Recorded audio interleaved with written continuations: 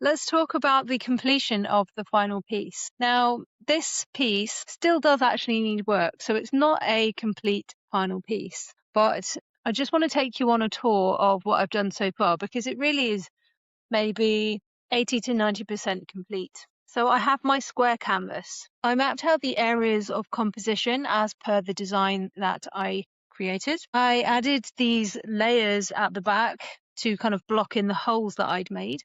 I have these holes here which are still waiting for those strings to be attached. And I've gone through a process of adding on layers using PVA glue and paint and tissue. And as I was waiting for those to dry, I did some drawing and painting work with Conte pencils, and I actually used watercolor here as well. And then while I was waiting for that to dry, I did some drawings on tissue paper, which I pasted on with PVA.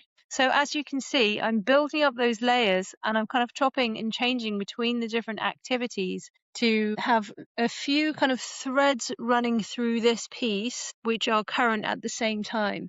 So I've got drawing and painting going on. I've got some collage work going on. I've got some kind of structural things happening as well. They're not all going to happen at the same time, and they're not all going to happen in a specific order. That's the nature of the creative process.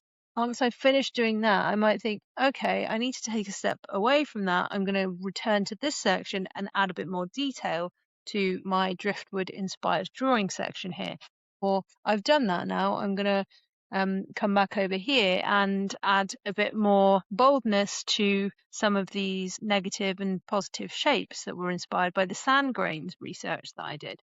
So this is the almost finished final piece, and I'm quite pleased with it in the sense that it follows the composition design that I so carefully developed. It incorporates lots of the elements from the artist research that I did. It draws on a lot of the materials and techniques and processes that I tried out throughout the sketchbook. And I've been really using my sketchbook as a resource while I've been building this piece. I've gone back to those pages and thought, oh, I'm not really sure how to deal with this section here. Let me go back to that driftwood drawing that I did to get some inspiration.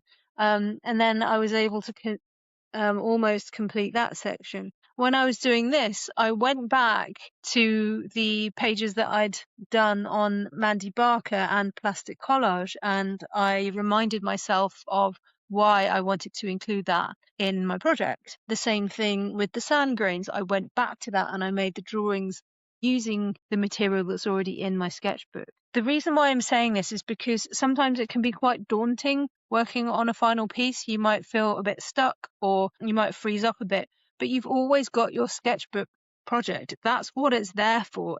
You did all of that work, all of that preparation, all of that careful thought and reflection and recording so that you could confidently build your final piece. So go back to your sketchbook, use what you've done and draw on it and bring it into your final piece. That's not to say that you have to include absolutely everything you've done in your sketchbook, otherwise the final piece is not good. It's not that at all. It's about a process of editing out the things that you don't want or that don't work. The wires, for example, in my project, it didn't work. And moving forward with the things that have worked, that you do like. So, for example, for me, that really worked for me. So I've used it here. This technique of drawing worked really well for me. So I've used it here. The string worked much better than the wire. So I've decided to go with that. So as you can see, I'm drawing on all of the careful work, research and experimentation that I've done so far. And I would not be able to do that unless I had thoroughly recorded and reflected on the work that I've done. So I really encourage you to use your sketchbooks as a resource when you're creating your final piece so that you don't freeze up or get stuck.